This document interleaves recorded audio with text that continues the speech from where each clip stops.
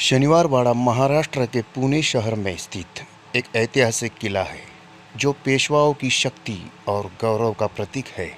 यह किला 18वीं शताब्दी में बनाया गया था और यह मराठा साम्राज्य की राजनीति और प्रशासन का केंद्र था। शनिवार बाड़ा का निर्माण बाजीराव प्रथम के शासनकाल में 10 जनवरी 1730 को शुरू हुआ और 22 जनवरी 1732 को पूरा हुआ। इसे बनाने में लगभग 16,110 रुपये खर्च हुए थे। इसका निर्माण मुख्य रूप से पत्थर और लकड़ी से किया गया था, लेकिन बाद में लकड़ी के अधिक उपयोग के कारण यह आग की चपेट में आ गया था। इस किले का निर्माण शनिवार को शुरू हुआ था। इसके अलावा किले के अंदर दरबार हॉल, जन प्रणाली, बाग, फव्वारे और पेशवाओं के आवासीय कक्ष थे। शनिवार बाड़ा का क्षेत्रफल 625 एकड़ में फैला हुआ था और इसमें 5 मुख्य द्वार थे। नारायणराव पेशवा मराठा साम्राज्य के 9वें पेशवा थे। वे केवल 18 वर्ष की उम्र में पेशवा बने, लेकिन उनका शासन बहुत ही अल्पकालिक रहा। सत्ता संघर्ष, षड्यंत्र और पारिवारिक दुश्मनी के कारण उनकी निर्दयता से हत्या कर दी गई। यह हत्या मराठा इतिहास की सबसे दर्दनाक घटनाओं में से एक। नारायण राव के चाचा रघुनाथ राव को पेशवा पद की चाह थी, लेकिन नारायण राव के पिता माधवराव प्रथम के बाद नारायण राव को पेशवा घोषित किया गया था।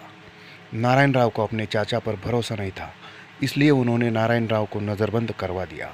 रघुनाथ राव की पत्नी आनंदीबाई, जो सत्ता पाने के लिए बेहद महत्वाकांक्षा थी, उसने रघुनाथ राव को नारायण राव के खिलाफ भड़काया।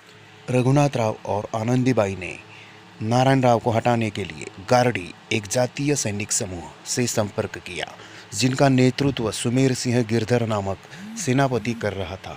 उन्होंने इन सैनिकों को एक आदेश भेजा। इस आदेश के चलते गार्डी सैनिकों ने नारायण राव की हत्या कर दी।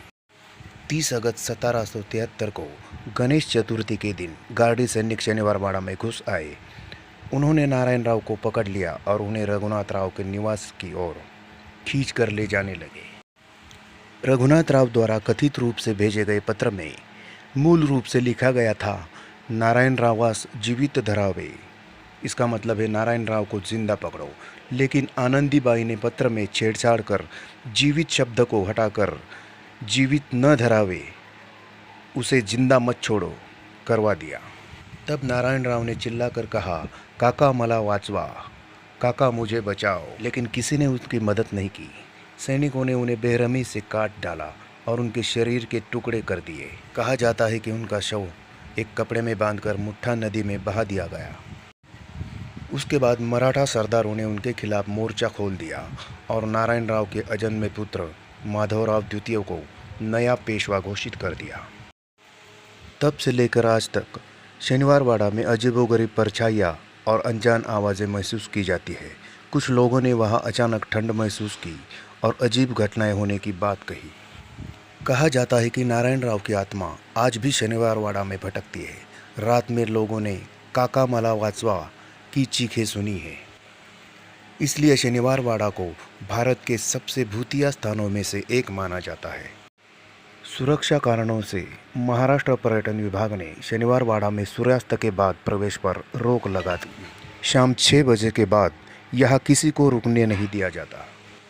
भूत प्रेत की कहानियों पर विश्वास करना या न करना व्यक्तिगत विचार है, लेकिन शनिवार बाड़ा में रात को प्रवेश की मनाही का मुख्य कारण सुरक्षा और पुरानी इमारत का जर्जर होना है।